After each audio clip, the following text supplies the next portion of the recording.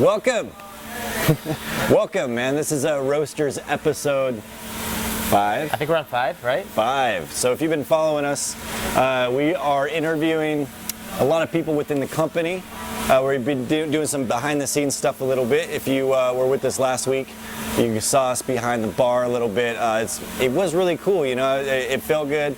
You know, it's short, to the point, let you show you how we do some coffee. That's good stuff, right? Yeah, like being able to see some behind the scenes stuff, that's cool. So guys, today I have a special guest. One of my favorite guys of all time. Here we go. Mr. Aaron Hovivian. Woo! High acclaim. Everybody's clapping. You don't see it right now, but it's going off in here. They're like amazing. This guy's amazing. Aaron Hovivian, tell us who you are, what you do in this company. Sure. Earlier this year, Wes approached me. I have a project management firm that I balance several different clients that do various businesses, but Wes was growing and feeling like he needed some additional infrastructure and wanting to grow Roasters so that it could be something that continues to grow, you know, and just had some good vision and forethought. And so he asked me if I'd come on board and kind of help take apart the different roles within Roasters and kind of restructure them and bring them back together and see how there could be good overlap and best efficiencies. And so that's kind of what I've been doing. So tell me, what things do you love about this company, about our culture, about, you know? Yeah. The thing that I love about Roasters, and I've loved it since the first day I saw it, is just this neat energy. It's kind of eclectic. Not everybody has to look the same. Not everybody has to act the same. Definitely a real anti-corporate structure, even though it is a company, which is amazing to me. Celebrate diversity has always been one of my things. You know, really expounding on the personality of our people. That's why every store you go to is so different. So you love Roasters. It's a great company.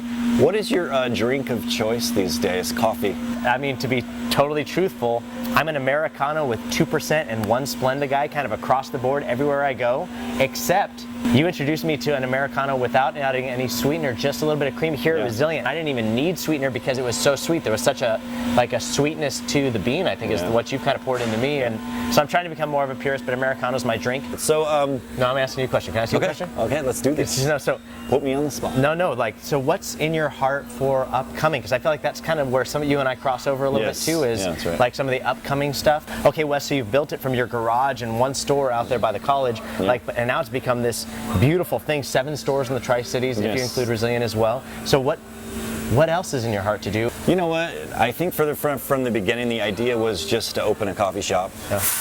And to be able to pay the bills. Yeah. You know? Yeah. But the problem is I set my goals a little too low. Right. And then I hit that and I was like, now what? You know, and then I went to the next thing. We opened up Richland in 2009 and things were rolling, and we ended up doing Kennewick, and then I always, you know, sort of met up with Tim Bush, and a lot of people know that story, you know, next to the car wash on 68. And that really, you know, sort of brought me to the idea like, wow, this is something that we can continue to grow. You know, so in the future, man, we're going to keep on going, you know, we're going to keep on pressing in. I'm the kind of guy that loves the grind, you know, I love working, I love, you know, coming up with new ideas, always challenging myself to keep on pressing in and pressing on, and I think a lot of people, you know, it's hard to keep up with me, you know, because, you know, a lot of the time my mind's flying different ways, and I bring guys like you on to sort of direct it, which is nice. But yeah, man, I think the next 5-10 years are going to, you know, shooting for high goals. High goals, you know, if it's locally or even regionally, even outside the Tri-Cities a bit, doing some work there. But yeah, I've surrounded myself with some good guys, and that's really helped me out a lot. Thank you guys for joining us again. We'll see you next time. Next time. Aaron Hovivian. Woo! Westline. In the house. Yeah, dude, love it. Thank you. Yeah.